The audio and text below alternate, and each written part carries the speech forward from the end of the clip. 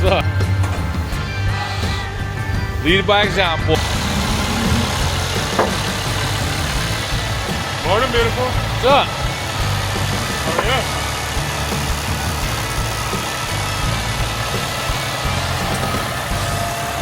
Got you. As I say, you gotta get this one.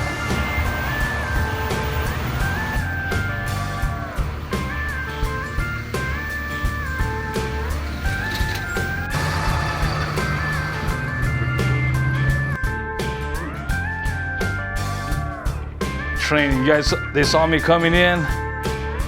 Grab the paperwork. Training time.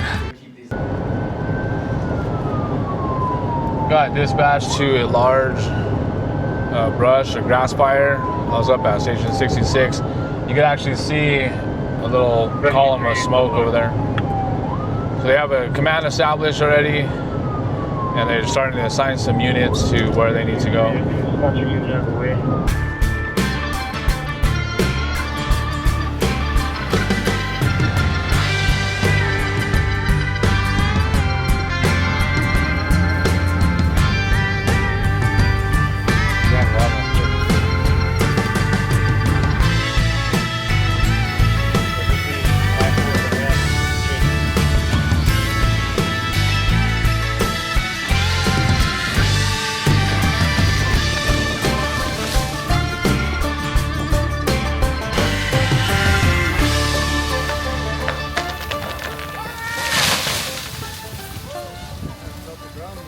Well, that escalated pretty quick. So you saw there just now that we had a wildland fire, or there's a fire in the bosque.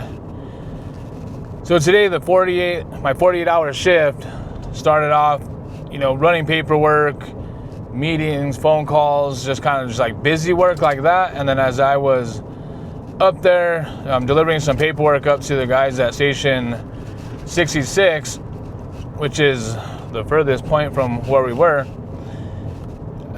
we got that bosque fire. 38 units were closest. They went and got their brush truck, or we call it their wildland truck. It's a type 3. I'll post it up in the video, show you kind of which one I'm talking about. But they went and got into that unit, showed up first on scene. He said that as they walked up, that there was, a smaller area on fire, and then by the time they went back to go assist with the hose and deploy all that it just quickly spread. And that's when they attached me to the call. I went down there. He did a phenomenal job as far as being the incident commander. So I just let him run with it, and then I was his support officer, just there to support him. He's also on the list to be promote to this position, the battalion commander position. So the crews did a good job. It turned out to be about 1 acre, which for reference is about the size of a football field. That's what burned there. So yeah, they'll just take a while, just because you gotta make sure that it's completely out. You don't want any wind, so they have to dig a line all the way around it, put a water line around it, make sure they cut some of the trees down that may pose a hazard, or the fire could get up into the tree, which could burn for hours or even days. So they make sure they cut that down and completely extinguish the fire before we call it a stop. So, yep, you guys got to come along for that call. That was my first call of the 48. Today I'm just gonna go ahead for this vlog, I'm gonna take you through the whole 48-hour shift instead of breaking it down into 2 pieces. So that was the first call. After running the paperwork, it is now 6:50 p.m. Last time I ate was breakfast time with the guys. Hungry. Well, cool. Well, I was going to bring up another point too. So we are like a metropolitan style department. Considering our size, We have about 300 uniformed personnel, 14 different stations. But like I was discussing in one of my previous vlogs, is that we're unique in the fact that 2 of the 3, or a majority of the area that we respond to, don't have fire hydrants, especially on the East Mountains where, you know, it's like forestry area, that type of environment. There's definitely not any hydrants out there. So with that, all of our personnel in the field are cross-trained to do wildland firefighting, which you just saw there. And then, you know, why we have the yellow one and not like the typical structure gear that you would see like when we go and fight fires. So that's one good thing about our department, is that we are trained to do both wildland and to do the structural firefighting. And that's just because we have to in order to adapt, where the fire department that covers the actual city, they have like a specific wildland team that they train to go out and do that one, kind of like an additional resource, where all of our people are cross-staffed or cross-trained to be able to do that.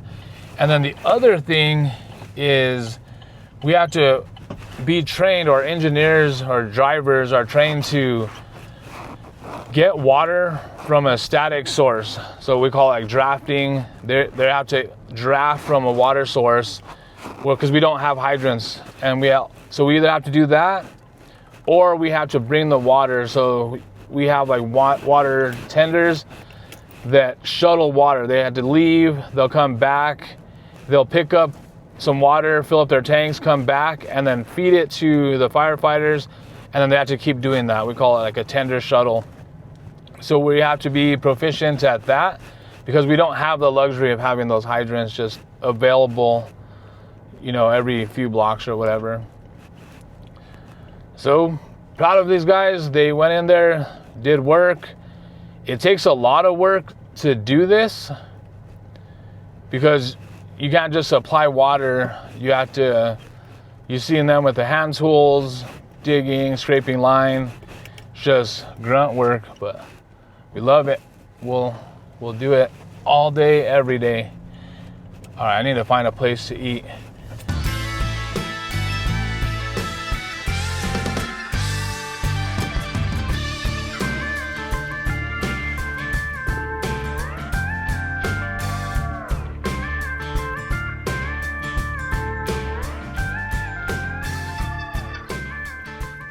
Good morning. So yesterday I talked about the 4896s, but I didn't really like elaborate on that. So different fire departments have different schedules.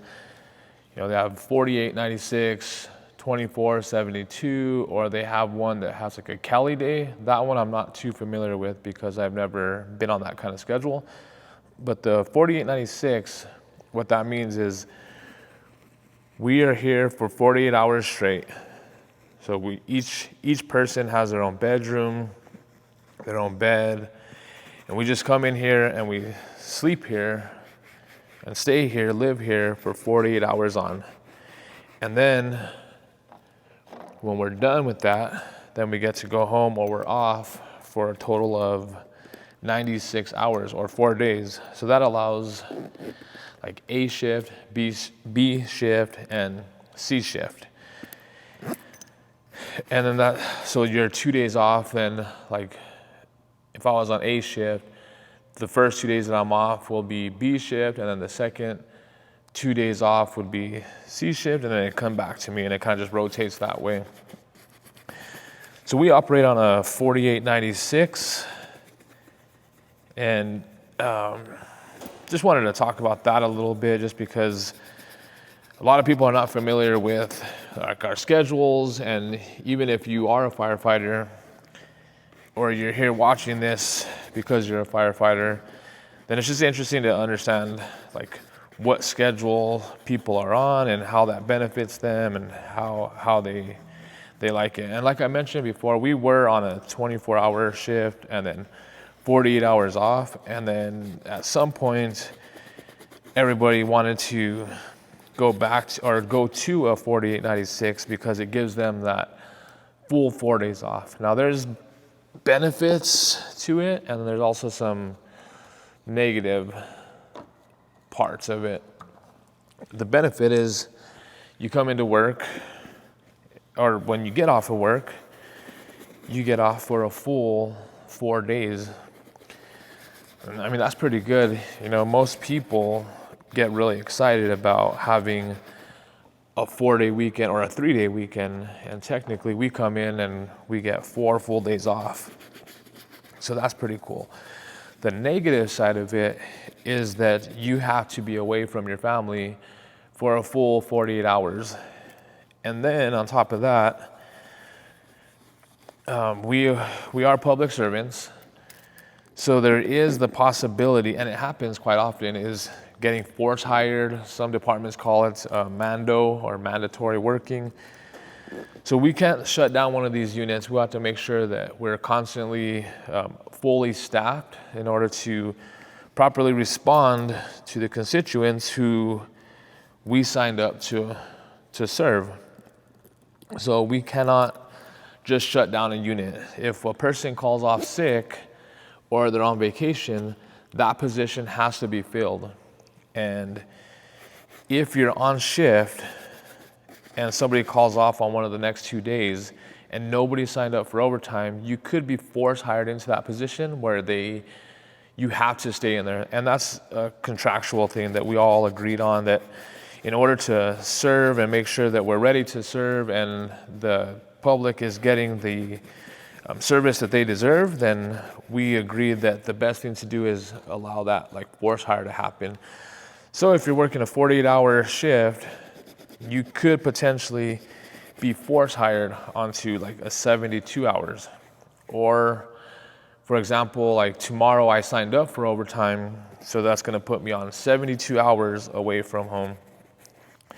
My situation is not too bad because I do have the older kids that are gone, you know, like I'm sure you know, like I'm a grandpa. So that's not a big issue. Anna's kids are older too, and then they also go to the same school that Anna goes to.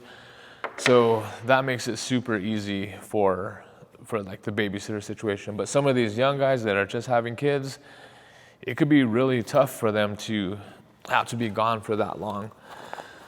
So those are some positives and negatives, and just wanted to give you guys an insight of what exactly we do and what our schedule looks like. So I like it.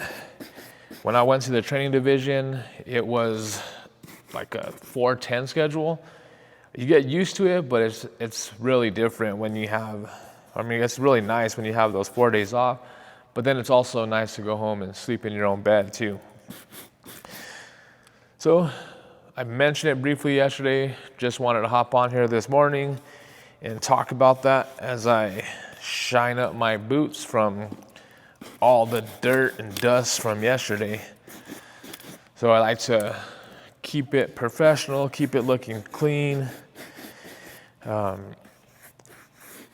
Reason why I like to shine my boots is just like, this kind of ingrained in me in the academy, or we taught them, is like pay attention to the details, or like how you do anything is how you do everything.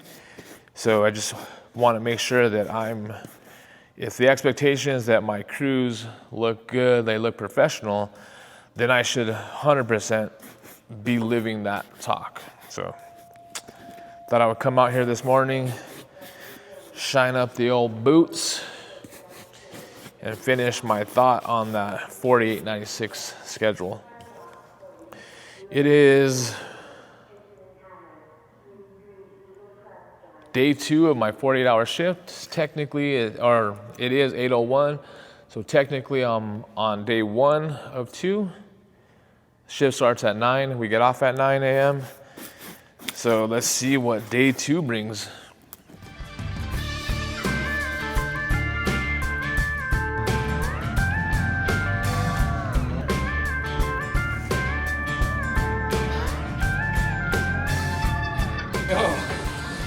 That's as much cardio as this dude gets, ever. Ever. Look at him. Warming up. He used to be buff. Hold on, let me get a bigger weight. Join this? Let's go! I'm always running every time you get me. Dang, dude, where's your weights?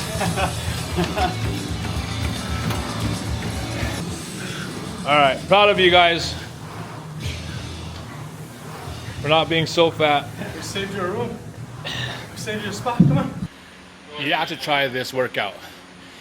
It's 5 rounds, 4 time, with a 30-minute time cap. You're gonna start off with 600-meter run, followed by 10 clean and jerks using 135 pounds. Give it a shot. All right, for this workout, you don't have to use a 135-pound barbell. Pick a weight that you're comfortable with. It could even be like a single dumbbell touching the floor to overhead. It's really not about like the weight. It's more of a running workout. 600 meters at a time for 5 rounds is 200 meters shy of 2 miles. So give it a shot. Again, there's a 30-minute time cap.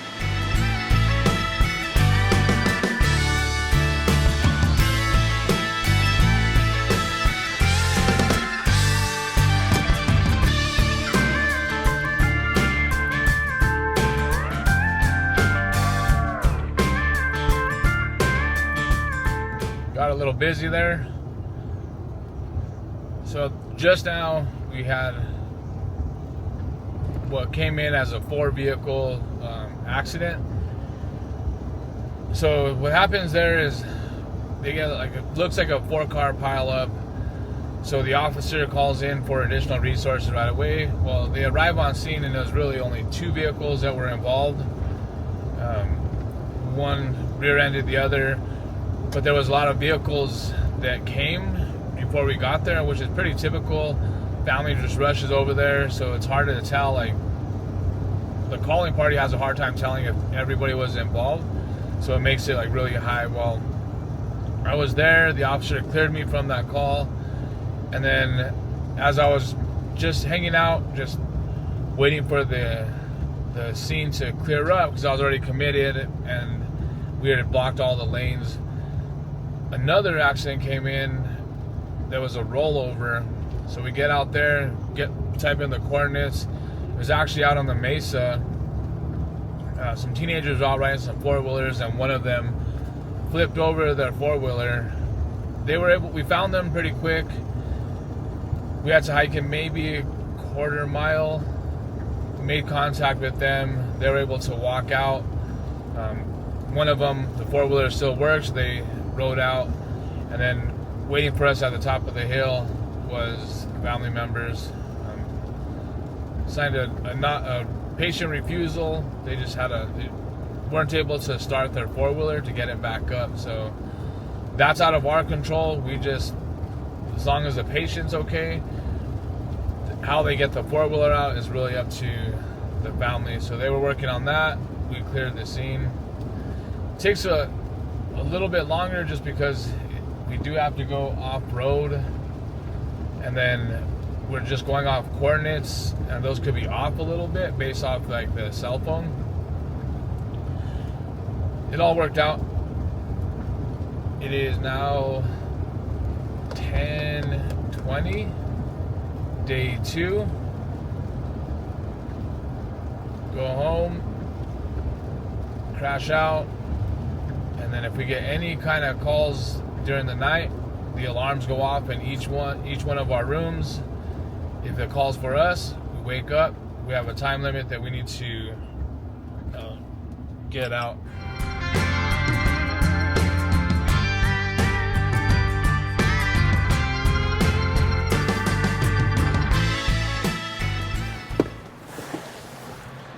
What a morning.